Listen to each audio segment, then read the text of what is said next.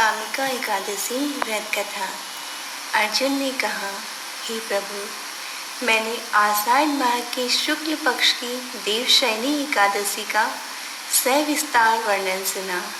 अब आप मुझे श्रावण माह के कृष्ण पक्ष की एकादशी की कथा सुनाने की कृपा करें। इस एकादशी का क्या नाम है, इसकी विधि क्या है, इसमें किस देवता का पूजन होता है, इसका उपवास करने से मनुष्य को किस फल की प्राप्ति होती है। भगवान श्री कृष्ण ने कहा, हे श्रेष्ठ धनुर्धर, मैं श्रावण माह की पवित्र एकादशी की कथा सुनाता हूँ, ध्यान पूर्वक श्रवण करो। एक बार इस एकादशी की पावन कथा को भीष्म पिता ने लोकहित के लिए नारद जी से कहा था।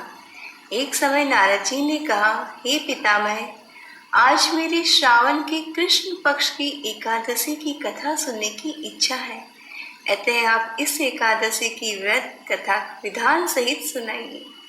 नारद जी की इच्छा को सुनकर पितामह भीष्म ने कहा, हे नारद जी, आपने बहुत ही सुंदर प्रस्ताव किया है, अब आप बहुत ध्यान पूर्वक इसे श्रवण कीजिए। श्रावण माह के कृष्ण पक्ष की एकादशी का नाम कामिका है। इस एकादशी की कथा सुनने मात्र से ही वाजपेय यज्ञ के फल की प्राप्ति होती है। कामिका एकादशी के उपवास में शंख, चक्र, गदाधारी भगवान विष्णु का पूजन होता है। जो मनुष्य इस एकादशी को धूप, दीप, नैवेद्य आदि से भगवान विष्णु की पूजा करते हैं, उन्हें गंगा स्नान के फल से भी उत्तम फल की प्राप्ति होती है। सूर्य ग्रहण और चंद्र ग्रहण में, केदार और कुरुक्षेत्र में स्नान करने से जिस पुण्य की प्राप्ति होती है, वह पुण्य कामिका एकादशी के दिन भगवान विष्णु की भक्ति पूर्वक पूजा करने से प्राप्त हो जाता है। भगवान विष्णु की श्रावण माह में भक्ति पूर्वक पूजा करने का फल समुद्र और वन सहित पृथ्वी दान करने के फल से भी ज्यादा है। व्यतिपात में गंडकी नदी में स्नान करने से जो फल प्राप्त होता है, वह फल भगवान की पूजा करने से ही मिल जाता है। संसार में भगवान की पूजा का फल सबसे ज्यादा है, अतः भक्ति पूर्वक भगवान की पूजा न बन सके तो श्रावण माह के कृष्ण पक्ष की कामिका एकादशी का उपवास करना चाहिए। आभूषणों से युक्त बछड़ा सहित गौदान करने से जो फल प्राप्त होता है, वह फल कामिका एकादशी के उपवास से मिल जाता है। जो उत्तम द्विज श्रावण माह की कृष्ण पक्ष की एकादशी का उपवास करते हैं तथा भगवान विष्णु का पूजन करते हैं, उनसे सभी देव, नागर, नाग, किन्नर, पितृ आदि की पूजा हो जाती है। इसलिए पाप से डरने वाले व्यक्तियों को विधि विधान सहित इस उपवास को करना चाहिए।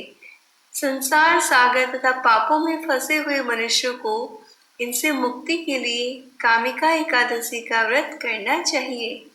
कामिका एकादशी के उपवास से भी पाप नष्ट हो जाते हैं। संसार में इससे अधिक पापों को नष्ट करने वाला और दूसरा कोई भी उपाय नहीं है। हे नारद जी, स्वयं भगवान ने अपने मुख से कहा है कि मनुष्यों को आध्यात्म विद्या से जो फल प्राप्त होता है, उससे अधिक फल कामिका एकादशी का व्रत करने से मिल जाता है।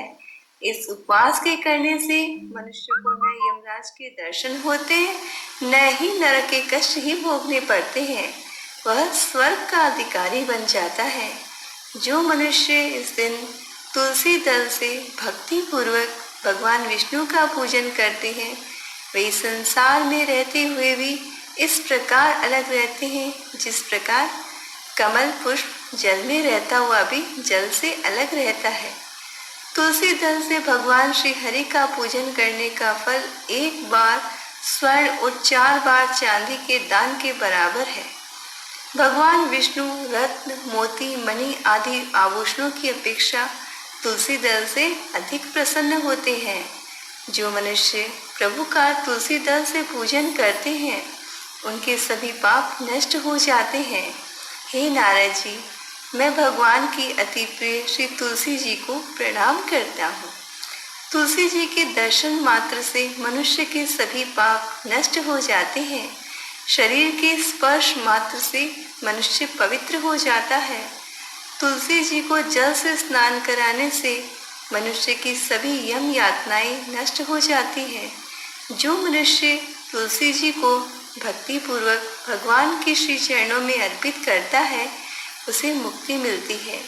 इस कामिका एकादशी की रात्रि को जो मनुष्य जागरण करते हैं, दीपदान करते हैं, उनके पुण्यों को लिखने में चित्रगुप्त भी असमर्थ है। एकादशी के दिन जो मनुष्य भगवान के सामने दीपक जलाते हैं, उनके पितर स्वर्गलोक में अमृतपान करते हैं। भगवान के सामने जो मनुष्य घी या तिल के तेल का दिया जलाते हैं, उनको सूर्यलोक में सहस्त्रों दीपकों का प्रकाश मिलता है। कामिका एकादशी का व्रत प्रत्येक मनुष्य को करना चाहिए। इस व्रत के करने से ब्रह्म हत्या आदि सभी पाप नष्ट हो जाते हैं और इहलोक में सुख भोग कर प्राणी अंत में विष्णु लोक को जाते हैं। इस कामिका एकादशी के महात्म्य के श्रवण पठन से मनुष्य स्वर्गलोक को प्राप्त करते हैं। कथा का सार। भगवान श्री हरि सर्वोपरि हैं। वे अपने भक्तों की निश्चल भक्ति से सहज ही प्रसन्न हो जाते हैं। तुलसी जी भगवान विष्णु की प्रिया है। भगवान श्री हरि हीरे मोती सोने चांदी से इतने प्रसन्न नहीं होते जितनी प्रसन्नता उन्हें तुलसी दल के अर्पण करने से होती है। जय श्री हरि। अगर आपको हमारा ये वीडियो पसंद आया हो तो इसे लाइक करना न भूलें और अन्य कथाओं को सुनने के लिए हमारा चैनल अवश्य सब्सक्राइब करें। धन्यवाद।